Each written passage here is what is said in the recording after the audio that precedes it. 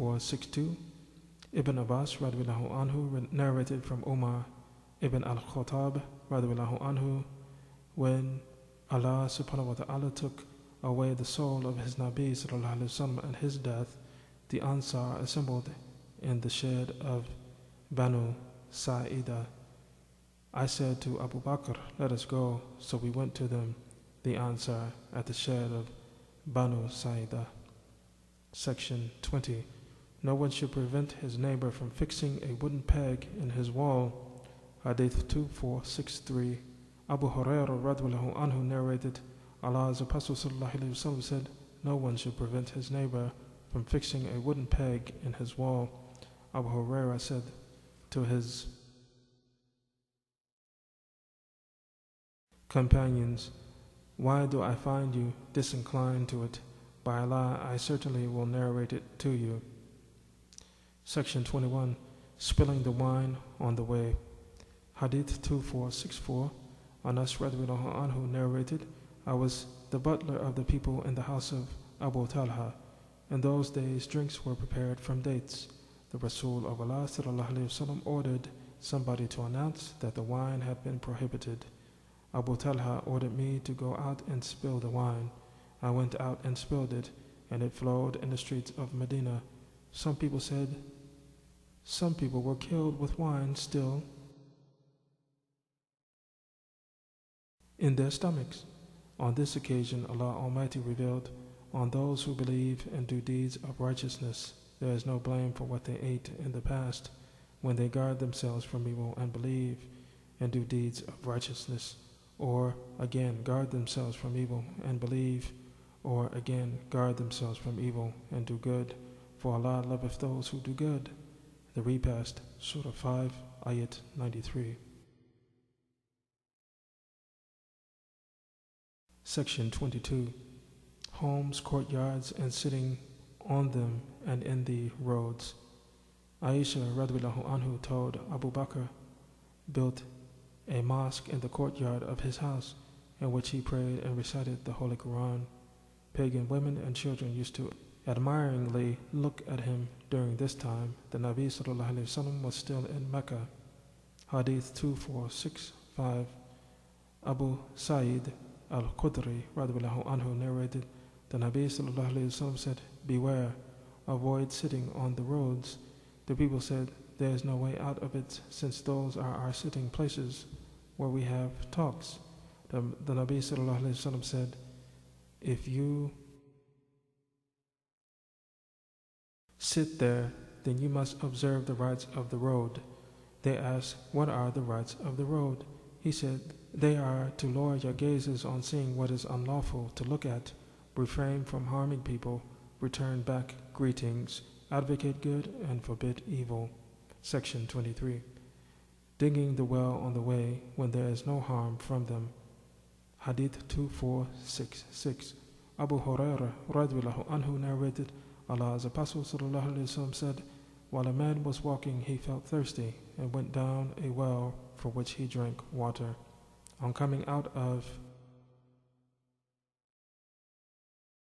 it, he saw a dog panting and eating mud because of excessive thirst. The man said, this dog is suffering from the same problem as that of mine. So he went down into the well and filled his shoe with water, caught hold of it with his teeth, climbed up, and watered the dog. Allah thanked him for his good deed and forgave him. The people asked, O Allah's Apostle, is there a reward for us in serving animals? He replied, yes, there is reward for serving any breathing being having a wet liver.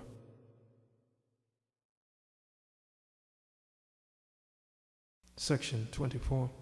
Removing the harmful things off the way. Abu Hurairah radhiyallahu anhu narrated from the Nabi sallallahu alayhi wa sallam, removing the harmful things off the way is a kind of charity. Section 25. What about the upper rooms and attic rooms? Hadith 2467.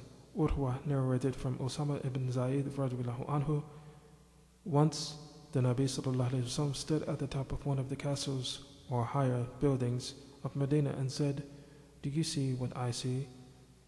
No doubt I am seeing the spots of afflictions amongst your house as numerous as the spots where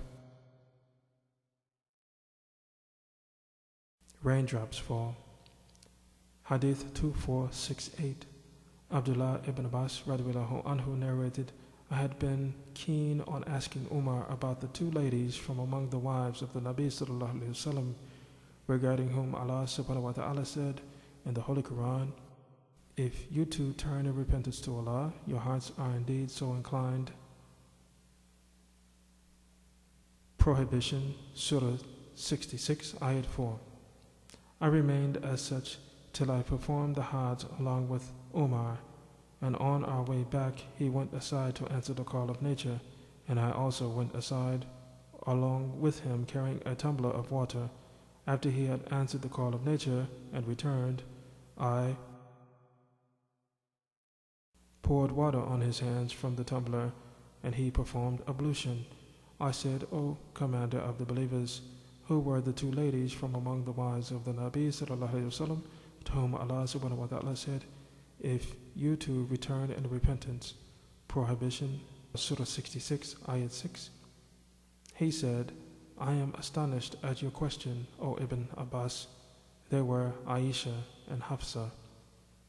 Then Umar went on relating the narration as saying, I and an Ansari neighbor of mine from Banu Umayyah ibn Zayd, who lived in Awali of Medina, used to visit the Nabi sallallahu alaihi wasallam in turns. He used to go one day and I another day.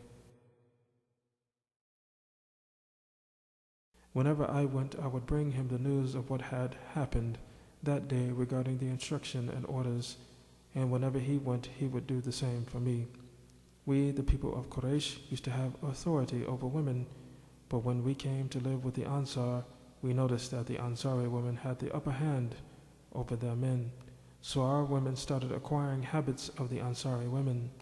Once I shouted at my wife and she paid me back in my coin, and I disliked that she might answer me back. She said, why do you take it ill that I rejoin upon you? By Allah, the wives of the Nabi sallallahu alaihi wasallam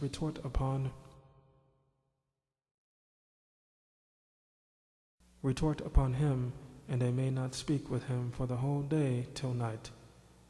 What she said scared me, and I said to her, whoever amongst them does so will be a great loser.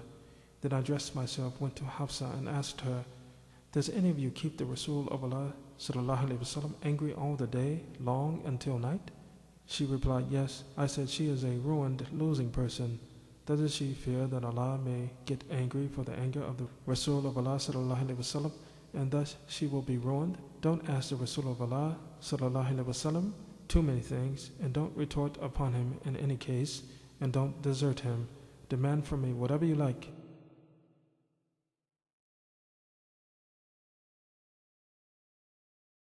And don't imitate your neighbor Aisha in her behavior towards the Nabi sallallahu alaihi wasallam, for she is more beautiful than you and more beloved to Allah's apostle.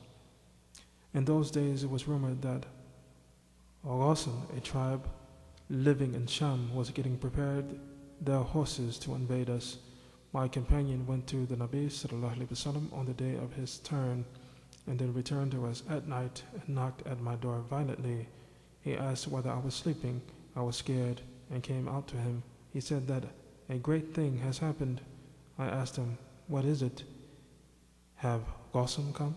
He replied that it was worse and more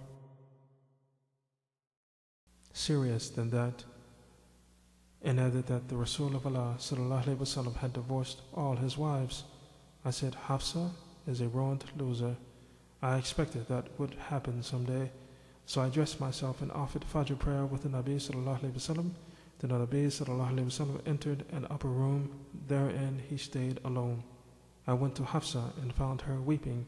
I asked her, why are you weeping? Didn't I warn you? Has the Rasul of Allah sallallahu alaihi wasallam divorced you all? She replied, I don't know. He is there in the upper room. I then went out and came to the pulpit and found a group of people around it, and some of them were weeping. Then I sat with them for some time, but could not endure the situation. So I went to the upper room where the Nabi sallallahu alaihi wasallam was,